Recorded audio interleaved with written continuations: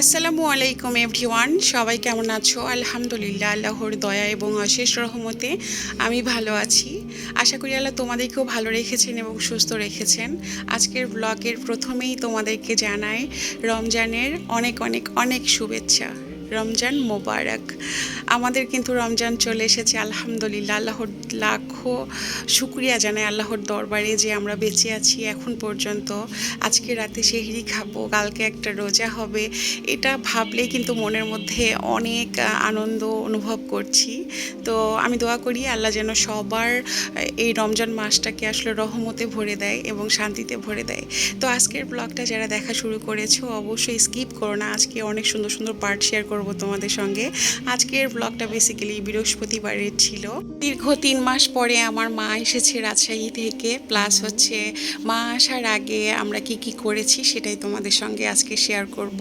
আমি আশা করি আজকের ব্লগটা দেখেও তোমাদের কোনো না কোনো একটা পার্ট ভালো লেগে যেতে পারে। আর যদি ভালো লাগে অবশ্যই একটা লাইক দিও, আর ভিডিও সম্পর্কে মতামতটা অবশ্যই জানিও, আর আমার চ্যানেলটা সাবস্ক্রাইব করে আমার সাথেই থেকো। আসলে আমরা যারা ব্লগ আপলোড দিই বা আমাদের আসলে আমাদের সংসার, আমাদের কর্মব্যস্তময় দিন থেকে এইরকম একটা ব্লগ উপহার দেওয়া কিন্তু খুব কষ্টের। এর জন্য তোমাদের কাছে না বেশি বেশি সাপোর্ট আর ভালোবাসা কিন্তু আমরা সব সময়ই চাই। তো বৃহস্পতিবার সকালে আমার মনে হয়েছে যে আমি ভর্তা ভাত খাবো। কেন জানি এতটা ক্রেভিং হচ্ছিল যে আমি ভর্তা ভাত খাবো আর পান্তা ভাত খাবো।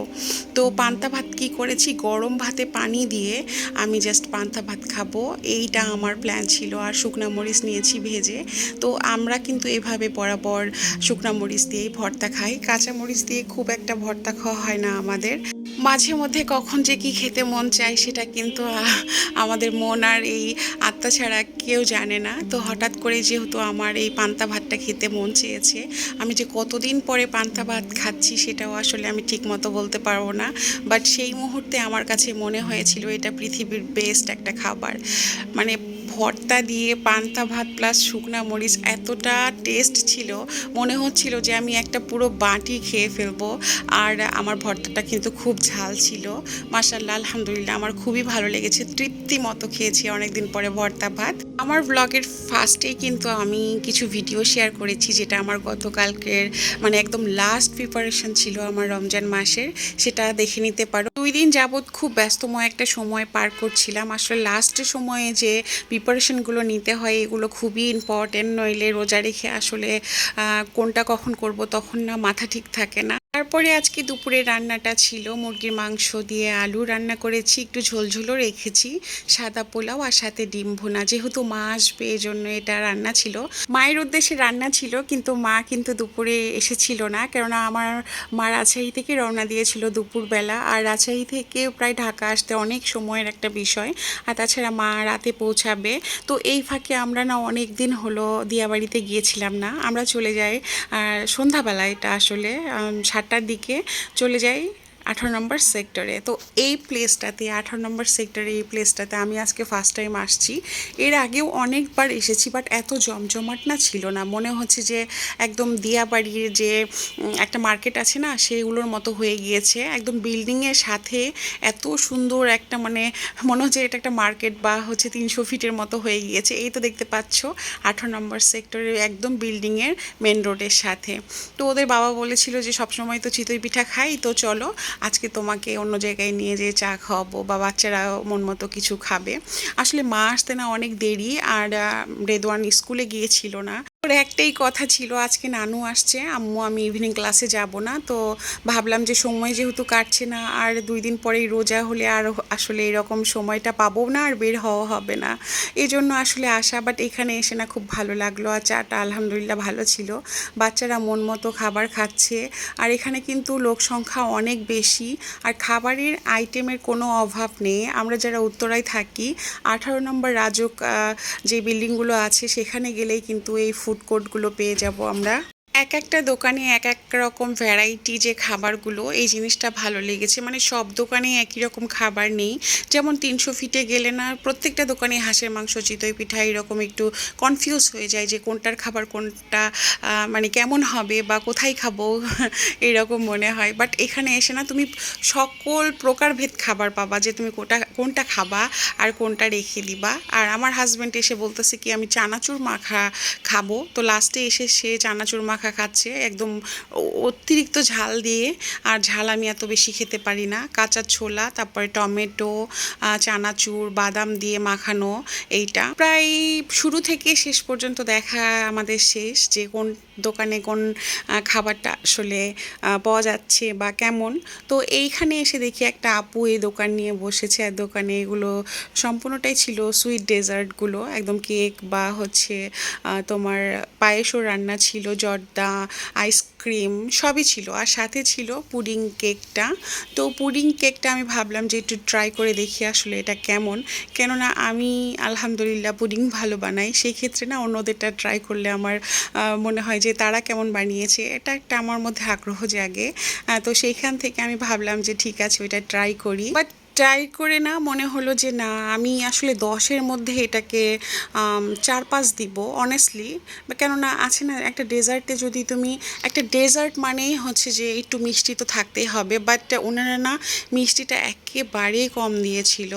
আর হচ্ছে যে একটা ডেজার্ট বানানোর সময় না একটু 1 চিমটি লবণ দিলে না সে স্বাদটা একটু বেড়ে যায়, এটা আমার মানে পার্সোনাল ওপিনিয়ন, আমি সব সময় এটা করি। তো সেইখানে আমার কেন জানি মনে হচ্ছিল যে খাচ্ছি, বাট সেই মানে একবারে এক কথায় আছে না যে হ্যাঁ আলহামদুলিল্লাহ, ওইটা আসছিল না। বাট হ্যাঁ ভালো ছিল। তো আপুটাকেও আমি বলেছিলাম যে আপু তুমি যদি মাইন্ড না করো আমি তোমাকে একটা কথা বলি, যে এই যেহেতু এগুলো তোমার সুইট আইটেম, তো সেই ক্ষেত্রে যদি তুমি মিষ্টিটা একটু একটু বাড়িয়ে দাও, বেশি না আর একটু বাড়িয়ে দাও, তাহলে মানে আউট অফ 10 হয়ে যাবে। তো আপু বলছিল যে আমরা তা বানাই, কিন্তু হয়তো বা আজকে একটু কম হয়ে গিয়েছে। আর এক একটা আপুর উদ্যোগ দেখে আমার এত ভালো লাগছিল, মনে হচ্ছিল সত্যি কথা অনেস্টলি যে আমিও দোকান দিয়ে এখানে বসে পড়ি। সত্যি এই আপুগুলোকে দেখলে না আমি খুব ভালো লাগে, বিশেষ করে আমি উৎসাহও পাই, প্লাস তাদেরকে মোটিভেট করতে মন চাই যে এগিয়ে যাও। মানে কোনো কাজই কিন্তু ছোট না, কর্ম করে খাও। আর তাছাড়া নিজের যদি যোগ্যতা থাকে তাহলে লজ্জা কোথায়। আর আমার না খুব স্বপ্ন যে কোনো দিন যদি নিজে কিছু পারি অবশ্যই করব, সেটা দেখা যাক আসলে ইনশাল্লাহ। আমরা ওখানে 1 ঘন্টা বা 1.5 ঘন্টা ছিলাম, আর মাকে ফোন করছিলাম মা তুমি কত দূর, তো মা বলে এখনও দেরি হবে। পরে আমি না খুব টেনশন করছিলাম, কেননা একেবারে বাজে একটা অবস্থা বাংলাদেশের, কেননা কোনো মানুষ এখন সেফ না। সেখানে মা বাসে করে আসছে, আর প্লাস কিছুদিন আগে যে বাসে ঘটনাটা ঘটে গেল আমাদের রাজশাহীর, তো সেইখান থেকে না ভয়টা এত বেড়ে গিয়েছে, খুব টেনশন করছিলাম। আর ওদের বাবাকে বলছিলাম আমি বেশিক্ষণ এখানে থাকবো না, তুমি বাসায় চলো, কেন জানি ভালো লাগছিল না। তো মা আসতে আসতে প্রায় রাত 9টা বেজে গিয়েছে। তো মাকে দেখে শান্তি পাচ্ছিলাম যে আলহামদুলিল্লাহ, তারপরও মা যে সেফভাবে পৌঁছেছে এটাই আমাদের কাছে আসলে লাখো শুক্রিয়া। তো ওই যে মা এসেছে, আর আমার বাবাদের যেহেতু নানু এসেছে, নানু তুমি কী এনেছো কী এনেছো, তো মা এনেছে রাজশাহীর কিছু সন্দেশ। এগুলো সন্দেশ না আমার বাচ্চারা খুব পছন্দ করে, প্লাস হচ্ছে আমার হাজব্যান্ডের জন্য আলাদাভাবে সন্দেশ এনেছে। আমার হাজব্যান্ড আবার একটা সন্দেশ আছে রাজশাহী, সেটাও খুব পছন্দ করে। আর বাচ্চারা এটা বিশেষ করে আমার বোনের বাসায় গেলে এই সন্দেশটা খুবই খায়, যার জন্য আসলে নিয়ে আসা। আর মা মনে হচ্ছে পুরো রাজশাহীটা নিয়ে চলে এসেছে আমার জন্য, কি আনে নাই আমার মা। আসলে এটাই হচ্ছে মা। মা এনেছে হাঁসের মাংস, পাতি হাঁসের মাংস, কবুতর, আমার বোনের হচ্ছে আকিকার মাংস, আমার বোনের বেবি যেহেতু হয়েছে। তারপরে কিছু পিঠা বানিয়ে এনেছে, টক বড়ই, মিষ্টি বড়ই, তারপরে এনেছে তোমার খেসারির শাক, তারপরে এনেছে সিম, বেগুন। আর এখানে হচ্ছে যে কবুতর এনেছিল 6টা, আর এনেছে এই যে বড়ি, এই বড়িটা কিন্তু আমার খুবই পছন্দের। এই বড়িটা মা হচ্ছে যে যখনই আসে রাজশাহী থেকে আমার জন্য নিয়ে আসে। আর এই খেসারি শাকটা কেটে আগে থেকে ফ্রোজেন করে রেখেছিল, আর এখন আসলে এটা আমার জন্য নিয়ে এসেছে। আরও এনেছে একটা লোভনীয় খাবার যেটা আমার খুবই পছন্দের, এটা হচ্ছে পুঁইয়ের বিচি। এটাকে আমাদের রাজশাহীতে পুঁই মুচড়ি বলে। তো আমার বাচ্চারা শুধু প্রশ্ন করছিল, আম্মু এটা কি, আম্মু এটা কি? তো আমি ওকে বলছিলাম যে বাবা এটাকে পুঁই মুচড়ি বলে। তো এই তো আরও এনেছে হচ্ছে সরিষার তেল, 7 কেজি সরিষার তেল এনেছে। আরও এনেছে কিছু দেশি আলু, আর বাসায় একটা পেয়ারা ছিল, সেই পেয়ারাটাও তুলে নিয়ে এসেছে। তাহলে ভাবো আসলে মা কাকে বলেছে। আর এইখানে আছে হচ্ছে 10 কেজির মতো পোলাওয়ের চাল। আর এই তো সিম আর বেগুন, এই বেগুনটা রাজশাহীর খুবই পছন্দ করি আমি। আর এই সিমগুলো আমার বোনের গাছের সিম। আসলে হাঁসের মাংস প্লাস হচ্ছে যে পোলাওয়ের চাল বা সরিষার তেল, এগুলো হচ্ছে যে আমি বছর করা মতো কিনে নেই। রাজহাঁসটা তো আমি মা যখনই যাই তখনই নিয়ে আসি। পোলাওয়ের চালটা আমি ধান কিনে নেই, প্লাস হচ্ছে যে সরিষা আমি 1 মণ 2 মণ করে কিনে নেই যাতে সারা বছর খাওয়া যেতে পারে। আর মা এভাবে রাজশাহী থেকে নিয়ে আসে।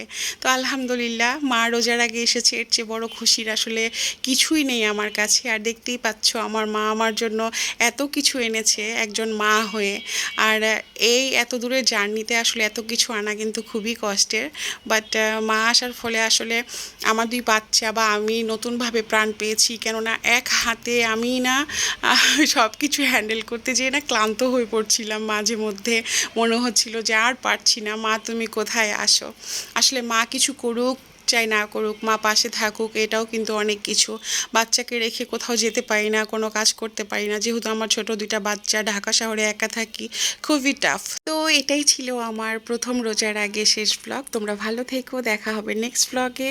আবারও জানাই রমজানের অনেক অনেক শুভেচ্ছা। আল্লাহ হাফেজ।